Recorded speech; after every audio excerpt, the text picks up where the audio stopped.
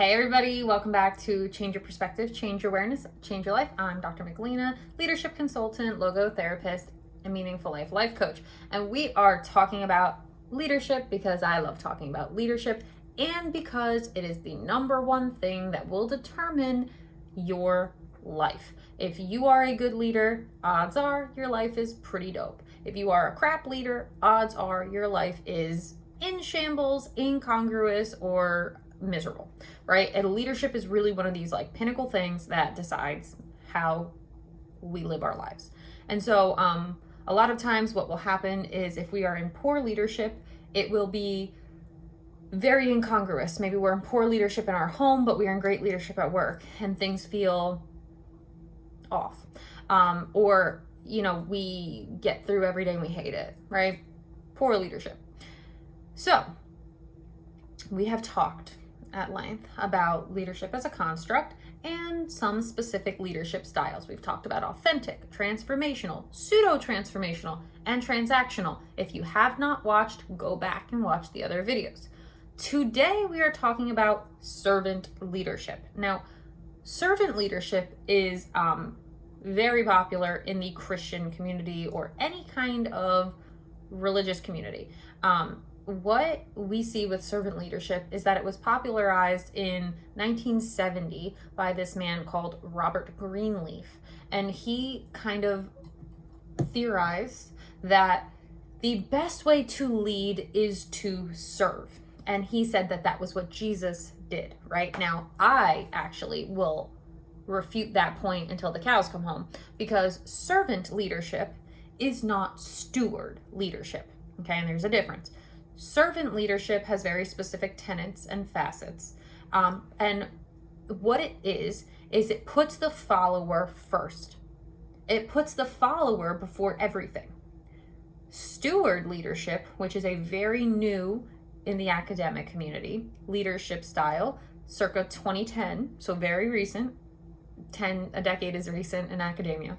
By Scott Rodan was the seminal author of that.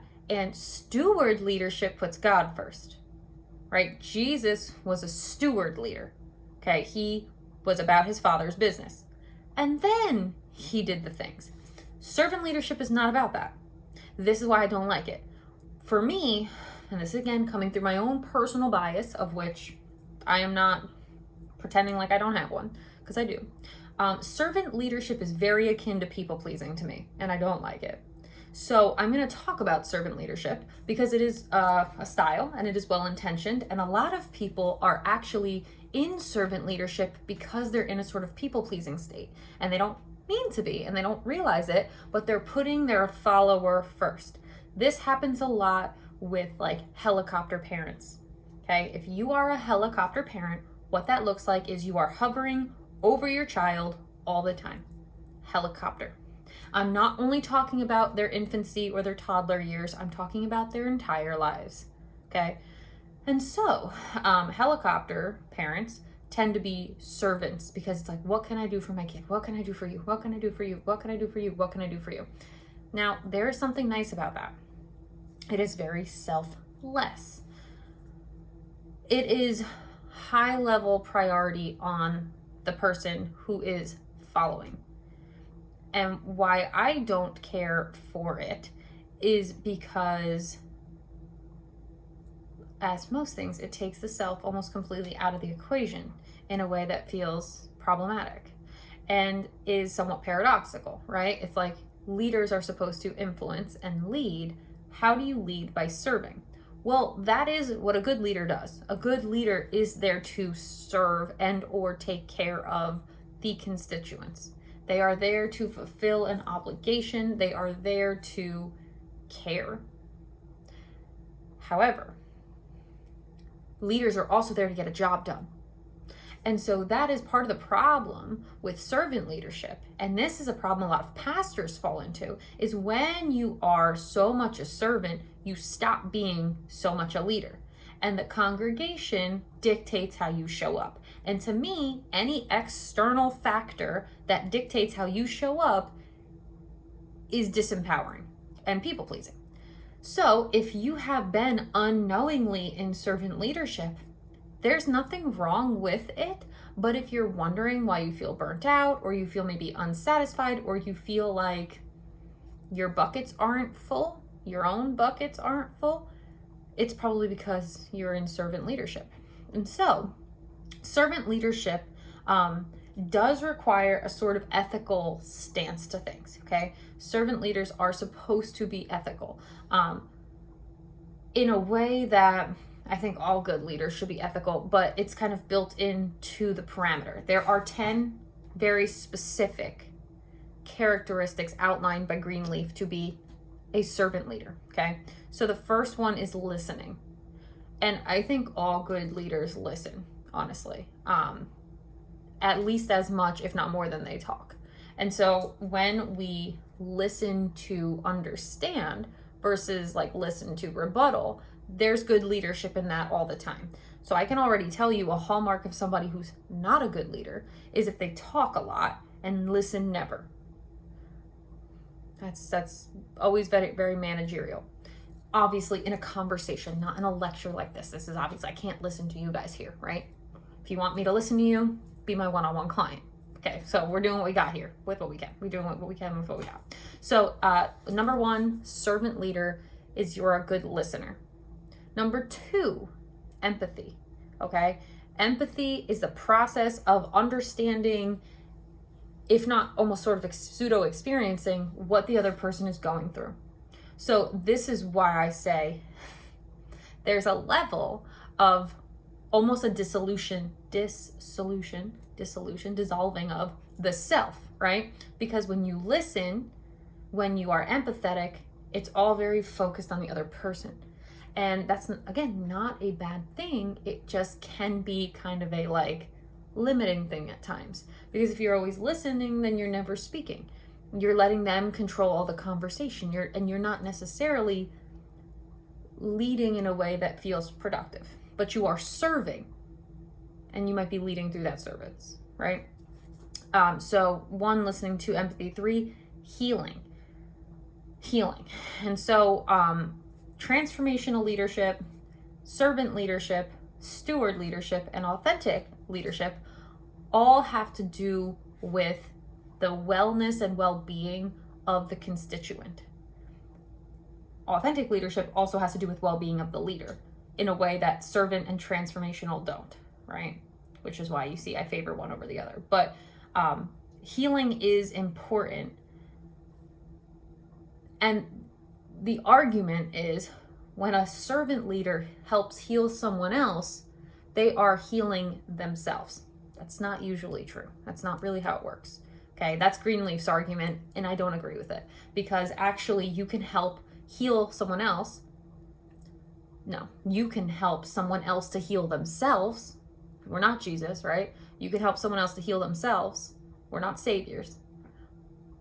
But if you're not helping to heal yourself, you're just witnessing it, you're not actually being an integral part of your own healing process, it's not going to work. So healing is important to the servant leader position. I disagree with Greenleaf's proposition about proposition about the fact that healing others heals the self. No, it does not. I think that's a false premise, honestly. I have a lot of issues with servant leadership. Still, you might be doing it, right? And I want you to become aware of that because A, maybe it serves you, or B, maybe it doesn't. Or maybe it served you, but the new life you're building is giving you something else, right? Number 4, awareness, right? Awareness is sort of having an attuned, attention. There it is, attuned attention on something. That is what it is to become aware. Note that it doesn't say a self-awareness. It just says awareness. So that can be situational awareness. That could be emotional awareness. That potentially could be self-awareness, but it doesn't have to be, right? So listening, empathy, healing, awareness. And yes, I'm taking this out of the book, guys. I'm not trying to pretend like this is me knowing all these things. I've got the reference right here. I've studied it, obviously, but why recall it when it exists right here? Okay. 5 is persuasion. And again, this is why I don't care for servant leadership, is because when it says persuasion, what it really should say is consistent communication, right? We're not trying to really persuade people in, well, again, this is my own premise. This is why I like authentic leadership. Persuasion is permissible in servant leadership. But what that means is I know better and I'm trying to bring you onto my thought process. Whereas authentic leadership is like, hey, this has worked for me. This feels like it might work for you. Do what you want with it. There you go, right? In servant leadership, you're persuading, not coercion. It's not coercion, right? That's like a little bit of a different degree, but it's persuading, which gives the signal of I know best. Listen to me. And it's just, again, not my favorite thing because, like, how do I know what's best for you? I don't. How can I say that? You're you and I'm me. Let me tell you what I do know, right? But that's, again, authentic leadership. So I already told you guys. You already know the bias is here, okay? So anyhow, 6 is conceptualization, right? So it's this idea to be able to conceive, to have a vision for. Now, with servant leadership, and this is why it's very prevalent in like the pastoring communities, why it is something that Christians really like and subscribe to quite a bit, is because people who are like elders in a church or pastoring a church or whatever the case, they have a conception, a conceivable identity, an idea, visualization for the organization at large. In addition to a picture for the members of that organization, right? So servant leadership requires, as one of the 10 facets of servant leadership, requires the conceptualization process. And so servant leadership does encapsulate kind of a larger, bigger organization, as well as a one-on-one relationship with the constituents. 7 is foresight, right? Now this is one of the things that I absolutely cannot with servant leadership. I cannot. Okay, foresight in life is a very hard thing to have. The best way, and Patrick Henry said this, right? The best way for me to know the future is to study the past. And to be quite honest, this is why I'm always teaching people, study your path, where you've been, so that you can understand where you're going, right? And we don't do it. However, foresight is a very tricky thing to acquire. Yet it is a critical component for servant leadership, which feels ridiculous to me, if I'm being quite frank.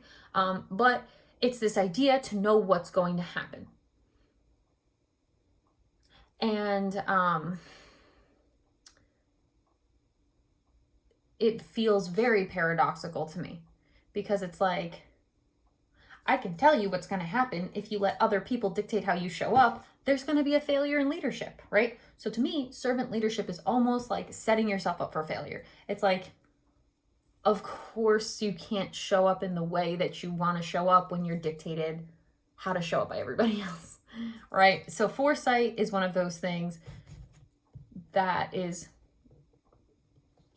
instrumental to servant leadership. So listening, empathy, healing, awareness, persuasion, conceptualization, foresight are 7 out of the 10. The next is stewardship, okay? And stewardship, I love steward leadership, okay? There's very specific fundamental components to being a steward leader, different than a servant leader. Servant and steward are very big in the Christian communities, okay? And like I said, I favor steward leadership, not servant leadership.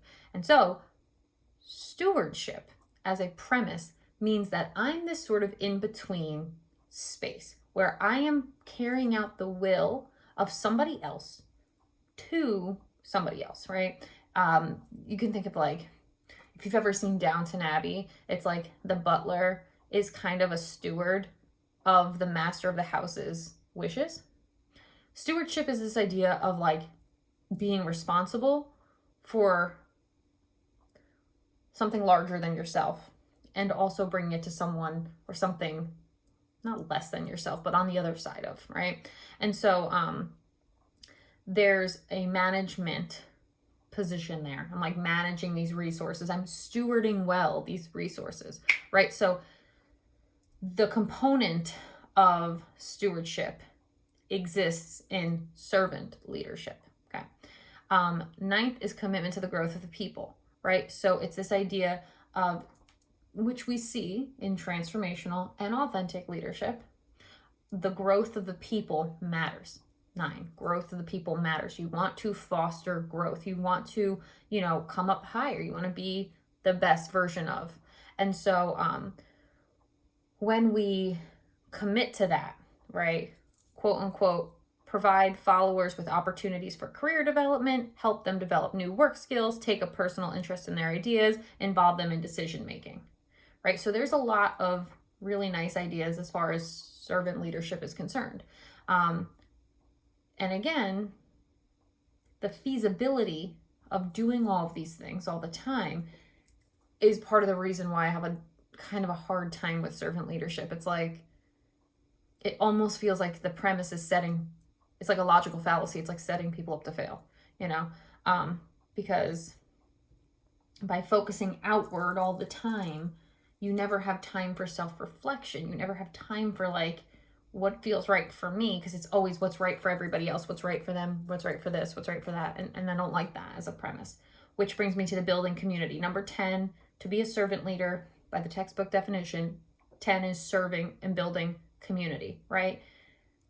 And that kind of ties right into foresight. Number 7 is because you want to have an idea for your community. And this again is why it's so popular in the religious community, because it is a very congregationally focused concept. And I just find that it is a good, in theory, it's a good premise, but in actual life, we're not that selfless. People are not that selfless. And even still, like,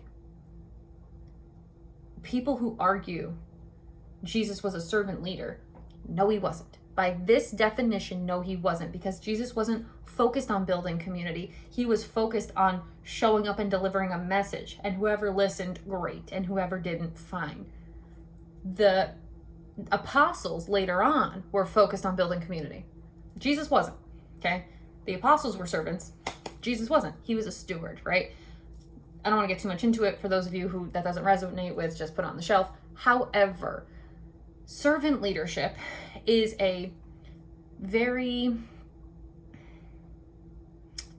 I want to say idealistic. It's idealistic. But it is what a lot of people do kind of fall into some of it, right? People do actually fall into the listening, empathy, healing, and awareness quite a lot. We get a lot of women, a lot of caretakers, a lot of pastors' wives, a lot of like people who are comfortable being seen and not heard fall into servant leadership really well, right? And so part of why I don't like it is because I think everybody deserves to be seen and heard. And so if you notice, all of these things are very externally focused. Listening, empathy, healing, awareness, persuasion, conceptualizing, foresight, stewardship, committed to the growth of the people, and building a community is all out. Let me worry about all of these things. Let me worry about all these things. Well, guess what? You can't control any of them. The only thing anybody can control at any given time is themselves. Now, we can do our best to help and influence in those places.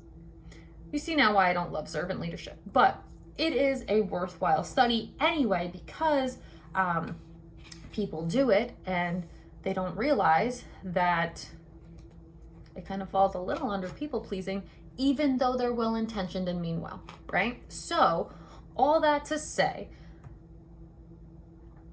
if you find yourself falling into servant leadership, it's not the worst thing. Obviously it's probably very helpful for the people around you, but I do think what ends up happening a lot in servant leadership arena is people pleasing, is being taken advantage of, is your skill sets not being honored, and also a lot of sort of self de-evaluation and almost debasing at times. And I don't love servant leadership as a premise for that reason. But it is a worthwhile study. And if you fall more into the servant leadership category, like always, I'm going to say, think a little bit more about yourself, not in a self-centered way, just in a way of anywhere you go, there you are, right? All that to say, I hope that you're finding our leadership study super fascinating. I love bringing it to you. I love talking about this. And like I said, I won't cover every leadership style because that's just not productive. But I will cover the ones that I find to be the most productive and or some of the things that I don't like about them. And with that being said, if you like what we're bringing here, comment, subscribe, grow the channel, like, hit the bell, tell your friends. If you are needing to work on your own leadership, your one-on-one capacity is open. Shoot me a message or find me on my socials. We can talk about it. I'm taking on clients. And if you need the free stuff, keep tuning in. I'll be bringing you more leadership stuff for the next few days, and then we will transition to another topic. And if you have any insight on what you want that topic to be, drop a comment below. I'm always interested in new ideas. Always got a lot of things to talk about. Always got a lot of things to say. That being said, I'll see you on the next video.